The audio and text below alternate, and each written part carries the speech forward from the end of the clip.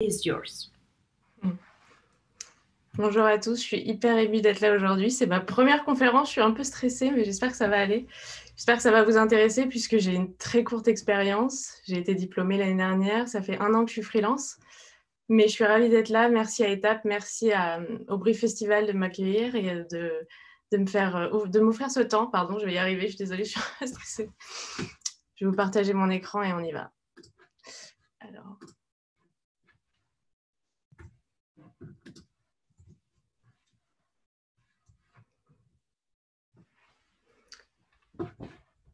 Du coup, j'ai 27 ans et je pense qu'on peut commencer par ça puisque j'ai commencé le graphisme, j'avais 22 ans. Donc ça peut paraître tôt pour certains, tard pour d'autres, mais 22 ans, c'est quand même tard pour moi puisque j'ai quand même eu beaucoup de mal à trouver ma voie et je pense que c'est important d'en parler aujourd'hui puisque finalement, le graphisme est arrivé à moi un peu par hasard. J'ai fait un bac S, j'avais beaucoup de difficultés à l'école, c'était très difficile pour moi d'être scolaire et d'avoir des bonnes notes. Et je pense que voilà, il n'y a pas de meilleur parcours à suivre. Et après mon bac S, que j'ai eu très difficilement, je suis partie à Rennes faire une école de biologie. Et voilà, pas de surprise, très difficile pour moi. J'étais à Rennes, ça n'allait pas. Donc du coup, j'ai demandé à mes parents, et d'ailleurs je leur fais un coucou, puisque c'est grâce à eux que je suis là aujourd'hui, puisqu'ils m'ont permis de faire beaucoup de premières années, vous allez voir. Je me suis beaucoup cherchée.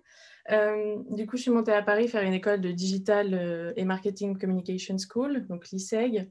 Et c'est à ce moment-là, en fait, que j'ai compris que ce que j'aimais faire, c'était les visuels, les présentations, et pas du tout les études de marché et tout ce qu'ils proposaient à cette époque dans cette école. Donc ça, c'était l'ISEG à Paris. Et du coup, à 22 ans, je décide de m'inscrire dans une école de design. Et on ne va pas se mentir, quand on n'a pas un bon dossier scolaire et également qu'on a 22 ans et qu'on ne veut pas faire un concours comme à Penningen, par exemple, c'est très difficile de trouver des écoles. Donc, heureusement pour moi, il y a des écoles qui ne demandent pas forcément un parcours scolaire très impressionnant dans l'art et dans le design. Donc, j'ai fait le CV pendant 3 ans en bachelor graphique et j'ai été spécialisée après en master typographie, du coup diplômée en 2019. Je l'ai mis à la suite de mes écoles puisque pour moi, c'était une école de partir à Pentagram à New York. J'ai été en stage à Pentagram de septembre 2019 à décembre 2019 l'année dernière et c'était absolument formidable. Je pense que ça clôture à la fois tout mon parcours scolaire qui a été chaotique. Je pense que ça serait trop long pour en parler aujourd'hui, mais aussi ça m'a permis de comprendre ce que je voulais faire, puisque partir à Pentagram, c'est assez difficile, surtout quand on ne parle pas un mot d'anglais comme moi. Et honnêtement, je voulais vous dire aujourd'hui que si vous voulez, je ne sais pas, travailler avec des designers que vous aimez, travailler avec des marques, des agences partout dans le monde, mais essayez, puisque pour vous dire, j'ai envoyé un mail à l'adresse random de Pentagram et j'ai eu un entretien le lendemain. Donc vraiment, n'hésitez pas à démarcher les designers que vous aimez, à leur poser des questions, puisque la majorité du temps, ils vous répondent. Donc ça, c'était mon petit bureau à Pentagram. J'étais très bien accueillie. Franchement, c'est difficile de décrire cette expérience en quelques mots, mais ça m'a permis de me rendre compte que ce que je voulais faire, c'était indépendante. Et là, par exemple, le fruit du hasard, la vie, géniale. Je me retrouve à côté. Ma voisine de derrière, c'était Camilla. Elle était à l'école avec moi à Paris. On était dans la même classe pendant 2 ans et on ne s'était pas consultés. Et on se retrouve dans la même agence, pas dans la même team. Parce que je ne sais pas si je l'ai dit, mais j'étais dans la team de Paola Cher. Et voilà, le fruit du hasard. Pentagram est quand même très grand et on se retrouve à côté. Excellent. Donc pour résumer cette expérience avec Paola Cher, c'était, je pense, ce qui m'a permis de me rassurer en me disant que je ne voulais pas aller dans une agence, bien que je ne pense pas qu'il y ait de chemin classique ou de meilleur ou de mauvais choix. C'est-à-dire que je voulais vous dire aujourd'hui que pendant toute ma scolarité de design, on m'a montré des contre-exemples, c'est-à-dire le freelance est très mal valorisé, je trouve. Souvent, on nous conseille d'avoir beaucoup de compétences dans des agences et ensuite de se lancer, ce qui est une très bonne chose, je pense. Mais aujourd'hui, je voulais vous dire que moi, on m'a tellement dit du négatif, c'est très dur pour moi de me lancer, mais je me remercie de m'être écoutée, puisque je ne pense pas qu'il y ait de bonnes ou de mauvais chemins à prendre. Par exemple, pour vous dire une anecdote, j'ai tissé des liens à Pentagram avec des camarades, enfin des collègues, je les appelle comme ça. Et un designer que j'adore de la team de Michael Beyrouth m'a contacté. Ça fait 10 ans qu'il est à Pentagram à New York, donc il n'a pas besoin de mes conseils. Et il m'a demandé comment faire pour devenir freelance. Et c'est là où j'ai réalisé, je me dis en fait, je suis pas sûre qu'il y ait de bons moments finalement pour devenir freelance.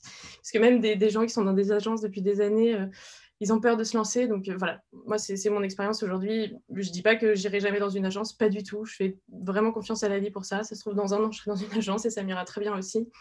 Mais juste voilà, aujourd'hui je suis freelance. Ça fait 1 an que je suis freelance. J'ai mes contacts via les réseaux sociaux et surtout en cette année assez étrange. Donc, je voulais vous encourager si vous hésitiez. Je vais vous parler de 2 projets aujourd'hui. Enfin, 3 projets, mais 2 projets en collaboration avec Studionary par la suite. Mais je vais vous parler premièrement du projet qui m'a poussée à dessiner des caractères, puisque oui, il faut savoir que je n'avais pas du tout envie de devenir dessinatrice de caractères, mais plutôt typographe. Donc, je ne sais pas si vous connaissez la différence, mais un typographe est quelqu'un qui utilise des caractères typographiques, et un dessinateur de caractères est quelqu'un qui les dessine tout simplement. Et en fait, quand j'étais à l'école, j'ai eu des freelances très tôt, parce qu'on y reviendra après, mais j'ai posté très tôt sur les réseaux sociaux et ça m'a permis d'avoir beaucoup de contrats très jeunes, enfin très jeunes dans mon design, on va dire. C'était voilà, j'étais au début d'apprentissage que j'avais déjà des freelances, c'était très cool.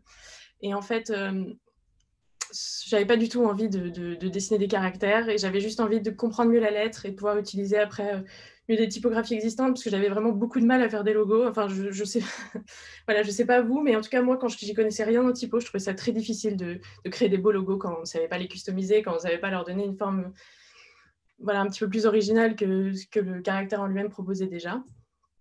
Et j'ai créé Romy, et Romy a un peu tout changé en fait dans ma manière de voir des choses, puisque aujourd'hui je dessine des caractères. Donc Romy est née un peu par le fruit du hasard aussi, puisque en fait pendant un cours très laborieux de typographie, nous devions tapisser nos murs avec des calques sous la direction de Jean-François Porchet. En fait, voilà, on a appris la typographie par une manière très efficace, mais très laborieuse à ce moment-là. C'était de recopier des typographies existantes et ensuite de décliner notre propre typographie. Donc, on a décliné une régulière, un bold et une light d'un même caractère sur des calques. Donc, voilà, vous rendez compte, enfin, vous imaginez bien que c'est assez éprouvant. Mais encore une fois, c'est dans cet exercice que j'ai trouvé cette forme marteau, comme j'aime bien l'appeler, puisque finalement, je me souviens que Jean-François m'avait dit c'est quoi ce marteau un peu ironiquement, et je m'étais dit tiens, il y a peut-être quelque chose à faire, puisqu'il a relevé que c'était une forme assez atypique. J'ai décidé de la vectoriser et finalement c'est devenu Romy. Et comme c'était pas un revival, puisqu'un revival c'est quand par exemple on prend une vieille planche de spécimen ancienne et qu'on retravaille le caractère en entier. Donc là c'était pas le cas puisque ça venait plus ou moins de ma calligraphie qu'on a fait à l'école et plus ou moins de ma tête, même si un peu c'est pas vrai, mais voilà, vous avez compris. Je me suis inspirée quand même du Fleischmann pour comprendre, pour regarder. Voilà, c'est un caractère que j'adore, il est très historique, mais j'ai essayé d'en tirer à profit certaines parties pour réapproprier mon caractère en plus contemporain, ce qui est devenu Romy. Et le 23 octobre 2019, lorsque j'étais à Pentagram, alors il faut savoir une chose très agréable, quand on est à Pentagram et quand on est stagiaire, on n'a pas tout le temps du travail et c'est hyper valorisé de travailler sur d'autres choses, même personnelles, c'est pas du tout mal vu. On a un superbe petit bureau avec tout équipé, c'est vrai quand on vient d'un 13 pouces, on est content. Et j'étais en train de travailler du coup, voilà, mes projets, j'étais en train de faire un spécimen de Romy justement. Et Lorenzo, le designer qui est ici, passe derrière mon bureau, et il voit la typo, il me dit « C'est quoi cette typo ?» Je suis en train de travailler sur un projet d'identité visuelle pour un groupe de musique, Yumizuma. Et en fait, il avait vu mon set de ligature, il avait trouvé ça très intéressant, et il m'avait dit, et c'est grâce à lui en fait que j'ai designé ce gros set de ligature, comme j'aime bien l'appeler, puisqu'il m'avait dit « C'est dommage, t'en as, mais t'aimes ça, mais fais-le encore plus fort, contraste encore plus, fais vraiment un énorme set de ligature comme il n'a jamais existé. » Il m'avait dit ça. Et en fait, il m'avait poussé un peu dans mes retranchements et finalement, je me suis éclatée à faire ça, puisque les ligatures, c'est une partie dans le dessin d'un caractère qui est hyper agréable et hyper ludique finalement. Donc voilà, ça donnait une identité très cool et on a décliné sur tous les supports. Et voilà, donc travaillez vos travaux perso quand vous n'avez rien à faire en stage, ça peut aider. Et une autre partie de la raison pour laquelle j'adore dessiner des caractères, c'est celle-ci. c'est dessiner des caractères. Pour moi, je compare ça souvent à quelqu'un qui crée une musique tout seul dans sa chambre et après il voit des centaines de personnes chanter la chanson et partager cette musique. Mais c'est un peu pareil avec la typographie. Moi je la travaille toute seule. Voilà, je suis pas dans une fonderie, etc. Donc c'est assez laborieux, mais finalement, de voir les gens l'utiliser ou de voir comme cet exemple à New York de Romy News dans The New Black Vanguard, c'était très impressionnant puisque en fait je me baladais à New York comme une vraie touriste et je rentre dans cette librairie et je tombe sur le livre. Je m'y attendais pas du tout et en fait la même semaine j'ai compris l'ampleur de ce livre puisque bien sûr Antoine Sargent et Aperture, je savais que ça allait être un beau livre, mais avec autant de succès, autant d'ampleur, j'en avais aucune idée à ce moment-là et, et ça a été un des plus beaux souvenirs de ma vie et c'est ce qui m'a continué à pousser à avoir l'envie de dessiner d'autres caractères. Donc ça a été voilà, décliné dans l'exposition, mais aussi sur d'autres projets. Elle est beaucoup utilisée par des graphistes, comme par exemple Lumur, qui l'ont utilisée pour une identité de chocolatier, mais également elle est sur un drapeau pour l'Académie des Beaux-Arts d'Anvers, ou encore chez Spotify, ou encore chez Lucchero, une marque internationale, ou encore elle est brodée sur un tote bag vendu à New York, ou encore sur des colonnes Maurice à Amsterdam. Bon, je ne sais pas si ça s'appelle les colonnes Maurice à Amsterdam aussi, mais voilà. Tout ça pour dire que voilà, aujourd'hui, je me souviens de m'être dit jamais je ferai dessinateur de caractère, puisque c'est vraiment très différent finalement de créer un logo et d'être graphiste. Enfin voilà, être typographe, quoi. Finalement, c'est vraiment deux disciplines à part entière. Dessiner des caractères, c'est beaucoup plus laborieux, beaucoup plus compliqué, beaucoup plus dense. Et en fait, finalement, maintenant, j'adore ça. Donc, je vais vous parler ensuite de mon travail avec Studio Nari, puisque ça fait depuis février 2020 que je travaille avec elle. Studio Nari est donc un studio de 3 personnes basé à Londres, dirigé par Caterina Bianchini. Et en fait, elle m'a démarché via Instagram. Et en fait, depuis, je ne sais pas si on peut parler d'un coup de foudre professionnel, puisqu'on ne s'est jamais rencontrés sauf en Zoom, mais le travail, le feeling passe super bien et tous les projets qu'elle m'apporte, évidemment, je ne peux que la remercier pour ça. Mais aussi, je lui apporte aussi quelque chose qu'elle n'a pas. En fait, c'est ce qu'elle m'a dit et je le trouve super complémentaire. Donc, je vais vous parler du premier projet que j'ai travaillé avec elle, donc la typographie customisée qui s'appelle Aura. Donc, c'est pour un client basé à Los Angeles qui s'occupe essentiellement de faire des oracles, des jeux de tarot, etc. Une marque spirituelle. Donc, Caterina est arrivée avec cette inspiration, c'est-à-dire ça vient, en fait, c'est une inspiration tirée de lingua ignota, donc qui veut dire en latin langue inconnue, qui a été créée au XIIe siècle par une abbesse qui a créé un caractère à des fins secrètes et mystiques. Et elle est arrivée également avec ce Illustrator, donc voilà, Caterina, elle dessine des caractères sur Illustrator, donc c'est pas la même approche en fait en termes de typographie. Et elle m'a dit voilà, j'ai envie que tu développes ton caractère comme toi, tu pourrais le faire. La seule contrainte, et j'ai envie d'en parler parce que finalement profiter, ceux qui sont à l'école, d'avoir le temps de travailler vos projets, puisque les deadlines ne sont pas les mêmes quand on passe à la vie active. Mais j'avais 2 semaines pour créer un caractère et ça va complètement à l'inverse de ce que je prône sur les réseaux, comme quoi la typographie, c'est long, ça demande du temps. Mais en fait, parfois, on n'a pas le choix et parfois, il y a des deadlines qui nous poussent à aller plus vite. Et en fait, il faut être d'accord avec ça. Je pense qu'il n'y a pas de mauvaise manière de faire. Juste, j'ai prévenu Caterina, je lui ai dit franchement, c'est chaud. Je suis pas pour, j'ai pas l'expérience en plus de créer des typos voilà, nickel, encore moins de semaines. En plus, quand il faut faire le crénage, le kerning, donc l'espacement entre les lettres, etc., c'est dense. Et elle m'a dit qu'elle était OK avec ça. De toute façon, la typo n'est pas commercialisée. Et en plus, ça fait partie du processus, finalement, une typographie, quand elle est trouvée, je sais pas, sur un spécimen, etc., il y a des imperfections et ça peut faire partie, quand on assume que ça fait partie du process, ça passe. On a créé également, voilà, donc on a rebrandé tout, tout le shop, quoi. Donc voilà, la fameuse typo créée en 2 semaines. Donc certains qui ne sont pas typographes verront pas d'erreur. Moi, j'en vois et en fait, c'est OK. C'est-à-dire que je pense que c'est important de dire aussi que parfois, quand on n'a pas le choix au niveau des deadlines, eh ben, il faut faire avec et qu'est-ce qu'on en tire surtout. Et ensuite, la typographie a été ornée dans un second temps à des fins encore plus mystiques.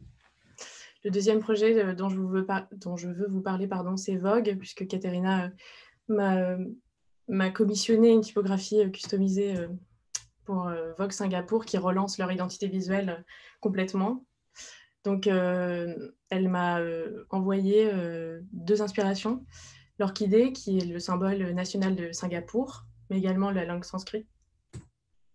Et le but étant de retravailler une typo tout en étant florale et organique. Donc là, c'est pareil, en fait, c'est intéressant puisqu'il y a les dessins qu'on fait. Et ensuite, il faut accepter dans certains projets que la typo qu'on design peut être réinterprétée, remodifiée et parfois pas forcément utilisée comme on l'aimerait. C'est-à-dire que moi, j'aurais pas fait comme ça en termes de design. Je pense que c'est important de préciser, mais j'ai appris en fait avec mes clients, mes différents clients, à lâcher prise là-dessus. C'est-à-dire que on a notre propre style et c'est là où j'invite tout le monde, même moi la première, parce que j'ai du mal à me l'appliquer. Gardez des projets personnels qui montrent vraiment votre essence, que vous créez vraiment, puisque finalement c'est comme ça qu'on m'a démarché, c'est avec mes projets qui venaient de moi. Mais après, les projets du portfolio, parfois, ils sont dirigés par d'autres personnes et du coup, ça peut aussi biaiser, je pense, un aspect d'un portfolio général finalement. Mais cette typo organique et florale a été faite aussi dans des délais très courts, mais peu importe, c'était extraordinaire de voir une typographie utilisée. Je trouve que personnellement, elle marche très bien. Les lettres fonctionnent très bien seules, comme ici. Et elle a été utilisée sous toutes ses formes, sur des boîtes, sur les magazines que j'ai reçus récemment, sur toute l'identité de Vogue Singapour. Donc pour terminer ce talk, Gloria m'a demandé de parler des réseaux sociaux. Donc j'ai trouvé hyper intéressant, donc je cite: «Comment gérez-vous votre présence sur les réseaux sociaux? Comment face à la quantité de stimuli visuels à laquelle nous sommes confrontés, par exemple Instagram, vous arrivez à garder une singularité dans votre pratique du design?» Très bonne question, je pense que c'est important d'en parler puisqu'aujourd'hui, voilà, je suis loin des grandes villes, j'ai quitté Paris, je ne sais pas encore où je veux partir. Je veux partir à l'étranger, mais avec cette année, c'est un peu compliqué de se positionner. Mais finalement, j'arrive à avoir du travail en étant en Normandie. Voilà, je me sentais vraiment sous l'eau en étant à Paris, en étant étudiante, même si finalement, je suis autant débordée maintenant. Quand j'étais étudiante, j'avais l'impression qu'il me manquait des heures dans mes journées, que j'étais toujours stressée, assez triste finalement. Et en fait, ça venait d'une grande partie de mon environnement. J'étais dans un petit appart, évidemment. Je ne voyais pas la lumière. Là, aujourd'hui, j'ai le luxe de pouvoir aller à la plage tous les jours. C'est des petites choses, mais en fait, voilà, ça joue sur ma créativité et sur, finalement, évidemment, il faut avoir la chance et pouvoir faire ça. Mais si vous souhaitez vous lancer et ne pas habiter dans une grande ville, je suis l'exemple parfait pour vous montrer que c'est possible, finalement. Donc je vais vous donner mes 3 conseils. Vous en faites ce que vous voulez. Évidemment, je ne suis pas la reine d'Instagram non plus, mais en tout cas, c'est ce qui marche pour moi. Donc le premier, c'est être présent. Je pense qu'il vaut mieux poster une fois par semaine pendant 10 ans que de poster 2 semaines à fond et de laisser pendant 6 mois. Je pense qu'il faut juste être présent régulièrement. Donc voilà, après, évidemment, on est designer, on n'est pas influenceur, donc on ne peut pas faire un design par jour, bien que ça existe peut-être. Mais régulièrement, sans y passer trop de temps, je pense qu'il faut faire la différence entre scroller et poster. Et même moi, hein, j'ai du mal à voilà, on est très vite happé par ces réseaux qui sont voilà, très anxiogènes. Il y a énormément de négativité et on connaît tous en fait les revers d'Instagram, même pas qu'Instagram, de tous les réseaux sociaux. Mais il faut savoir tirer à profit de ce qu'ils nous proposent finalement de bien, et c'est ce que j'essaye de faire finalement. Par exemple, c'est des choses toutes bêtes, mais dès que je poste, je mets mon portable de côté et j'essaye d'y revenir plus tard. Ou maintenant, il y a 4 jours dans la semaine où je supprime Instagram de mon téléphone. J'y ai accès que par mon ordinateur qui me permet de gagner un temps fou sur ma créativité et plein de choses. En fait, voilà, ça peut paraître complètement anodin pour certains et j'en suis désolée, mais c'est vrai que j'ai la chance quelque part de recevoir des messages souvent et bien que j'ai enlevé les notifications évidemment, je suis tout le temps tentée d'aller voir ce qui se passe. Deuxième conseil, oubliez les statistiques. Je pense que c'est vraiment le meilleur conseil. Enfin moi, en fait, je sais très bien et j'ai très bien compris que la typo aujourd'hui est à la mode et que quand je fais un post typographique, je vais au mieux avoir 3000 likes. Enfin voilà, c'est quelque chose qui va marcher. Mais aujourd'hui, j'en ai rien à faire puisque finalement, il y a des projets d'autant plus cool et je montre une photo, ça fait un quart de like, mais peu importe en fait. Et je pense qu'il faut vraiment poster, juste poster sans vous poser un peu la question des retours ou de ce qui va se passer. Parce qu'en général, moi j'ai remarqué que les posts, que je préparais le plus sont souvent ceux qui marchent les moins. Et en fait, juste poster, oublier les statistiques, même archiver. Parce que j'ai eu une conversation hier avec un ami qui me disait j'attends d'avoir mon style pour poster et ensuite voir. Je dis mais non, poste. Et ensuite on voit. En fait, sois présent et ensuite, c'est toujours moyen de réorganiser ton style, de réarranger à ta manière. Voilà, je pense que c'est toujours important de garder ça en tête et de se détacher au maximum. Et 3, mon dernier conseil, c'est faire du tri. Suivez les gens pour ce qu'ils font vraiment. Moi, c'est vrai que j'évite au maximum les Instagram qui repostent beaucoup de design ou des typos. Il y en a plein maintenant. C'est devenu un business. C'est énorme, toute la quantité de visuels. Donc, comme tu disais, Gloria, dans ton message, la quantité de stimuli au quotidien. Et en fait, de suivre des blogs de reposts, typos ou graphismes. En plus, souvent, ils choisissent les meilleurs designs. Et ça fait des biais de confirmation. On a l'impression que tout le monde est trop fort, tout le monde fait des trucs tous les jours et que on s'en sort plus, on est nul, on doute. Moi, ça m'est arrivé. Et à partir de ce moment-là, c'était en février 2020, je me suis recentrée, j'ai dit, OK, Instagram, ça devient une chaîne pour moi, j'arrête. Donc, c'est ce que j'ai fait. C'est ce que j'ai fait du tri. Et je suis vraiment les gens pour ce qu'ils font, vraiment. Et éviter les graphistes aussi. Bon. Bien sûr, j'en suis, hein, mais si vous pouvez regarder autre chose que du graphisme, c'est autant mieux. Merci.